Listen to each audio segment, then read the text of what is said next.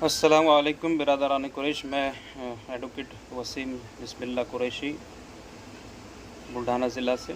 मैं सबसे पहले तो मुबारकबाद पेश करता हूँ तमाम बिरादरी को कि इस दौर में हम सब ने एक जगह आने की एक बहुत बड़ी कोशिश की है और अल्लाह उस कोशिश को हमारी कामयाब करे। लेकिन जिस मकासद के ज़रिए हम सब एक जगह आकर हमने, और अभी भी बहुत सारी जगहें मीटिंग शुरू है कि हम एक जगह आकर ये बंद हमने जो पुकारा है या ये जो बंद करने का एक एहतजाज का तरीका हमने अपनाया है, तो इसके पीछे जो मकासद हमारे हैं वो पूरा करने के लिए हमको शासन के बार बार शासन से हमको मिलना है। हमारी संवैधानिक लड़ाई को हमको लड़ना पड़ेगा, ना कि सिर्फ हम मीटिंग लेने पर ही इसको इत्तेफाक कर लें। अब सबसे पहली जिम्मेदारी हमारी ये है कि मुख्यमंत्री का जो सचिवालय है वो अब हर ज़िलाधिकारी कार्यालय को दिया गया। तो हमारी जो मांगे हैं वो हम ज़िलाधिकारी कार्यालय को सबसे पहले हमको ज़िलाधिकारी कार्यालय पर वो देना है कि अगर ये हमारी डिमांड इतनी तारीख तक अगर कंप्लीट या डिमांड हमारी पूरी नहीं होती है तो हम ऐसी तारीख पर एक दिवसीय लाक्षणिक धरने आंदोलन करेंगे। फिर इस तरीके से निवेदन देकर, धरने देकर हमको हमारी बात को मनवाने की ज़रूरत है। लेकिन बहुत सी मरतबा अब ऐसा देखने में आया कि जहां हम बड़े पदाधिकारी जैसे उप मुख्यमंत्री साहब से हमारी मुलाकात हुई पिछले बार, तो उनके जो अधिकारी है और महानगर पालिका हो, नगर परिषद हो, महानगर पालिका हो या नगर परिषद, नगर पंचायत, ग्राम पंचायत, जहाँ भी हमारे लोग कारोबारी हैं, तो ये लोगों के पास ऐसी रिपोर्ट्स आती है कि वहाँ स्लैटर हाउस की डिमांड कोई नहीं करता, या मॉडर्न स्लैटर हाउस के अलावा जो एक नियम है कि 7 से कम जहाँ जानवर कट रहे वहाँ मॉडर्न स्लैटर हाउस की ज़रूरत नहीं है। लेकिन ये ऐसे नियम होने के बावजूद भी हमारे पास कोई एप्लीकेशंस नहीं आती कि हमको स्लैटर हाउस बना के दो। और जहाँ स्लैटर हाउस की परमिशन के लिए एप्लीकेशंस गई है, महाराष्ट्र में भी हमारे पास नांदेड़ ज़िला में मिसाल है कि वहाँ पर उनको वो वक्ती तौर पर परमिशन दे दी गई है। तो हमको सबसे पहले पहल लेखी करने की ज़रूरत है, और 100 बकाए लिखा हमारे पुरानी कहावत है। तो लेखी के ज़रिए ही हमको हमारे सब काम संवैधानिक तरीके से ही मनाने की ज़रूरत है। अब सबसे पहला हमारा मुद्दा है कि हमारे पास स्लैटर हाउस की परमिशन नहीं है।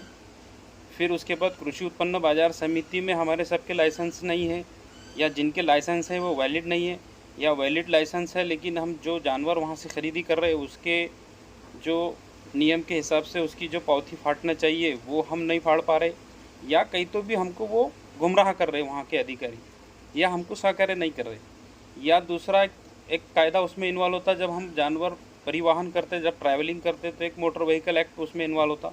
तो अब वैसी व्हीकल जिनके पास परवाना नहीं है जानवर को वहाँ करने का, जिनको जानवर इधर से उधर लेके जाने का उनके पास परवाना नहीं है, लेकिन वैसी गाड़ियों में हम हमारे जानवर भेज दे रहे और वो ड्राइवर हमको मिसलीड कर दे रहा है, या वो हमको बगैर बताए वो लेके चले जा रहा है, और कहीं तो भी हम भी उसमें अटक जा रहे हैं। हमको हमारे खिलाफ़ फिर गौरक्षक बिल के हमारे खिलाफ़ FIR हो जा रही।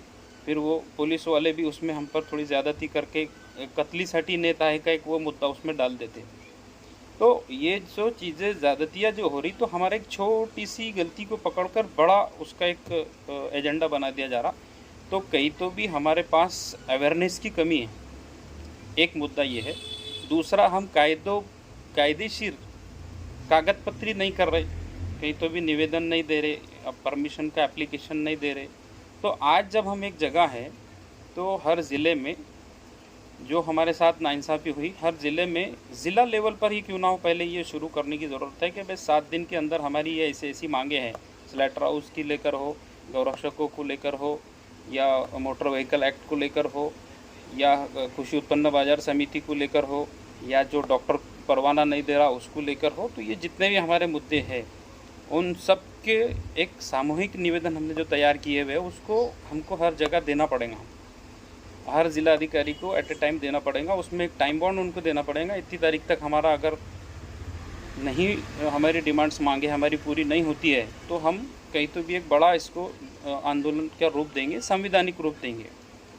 तो उसके बाद हम कहीं तो भी वहाँ अगली स्टेप पर हम बात कर सकते हैं। अगर जिलाधिकारी लेवल पे हमारी बात नहीं मानी जा रही, तब फिर हमारा कुछ शिष्टमंडल जाए विभागीय लेवल पर, वो बात करे, उनसे मेमोरेंडम दे और उनको फिर से डिमांड करे। अगर विभागीय लेवल पर भी ये बातें हमारी नहीं तस्लीम की जा रही, तो फिर हम उसके बाद जो है मुख्यमंत्री सचिवालय है, मुख्य सचिव है या मंत्रालय है, मंत्री है, इन सब से बातचीत करें, इनको निवेदन दें।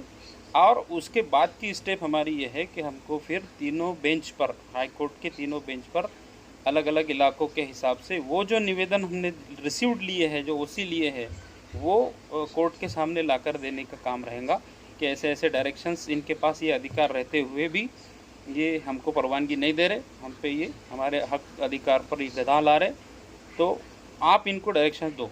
तो वो डायरेक्शन के लिए फिर हम उसके बाद हाई कोर्ट में जा सकते हैं। लेकिन उससे पहले की तैयारियां जो है वो मजमूई तौर पर आज जब हम एक जगह है तो करने की ज़रूरत है, इतना मैं कहूँगा। और इंशाअल्लाह बहुत जल्द पूरे महाराष्ट्र में 1-2 दिन में ही इंशाअल्लाह पूरे महाराष्ट्र में हम सब मिलकर पूरे जिला अधिकारी कार्यालयों पर हमारे प्रतिनिधित्व स्वरूप पर क्यों ना हो, कुछ लोग जाकर उनको मेमोरेंडम देंगे इंशाअल्लाह।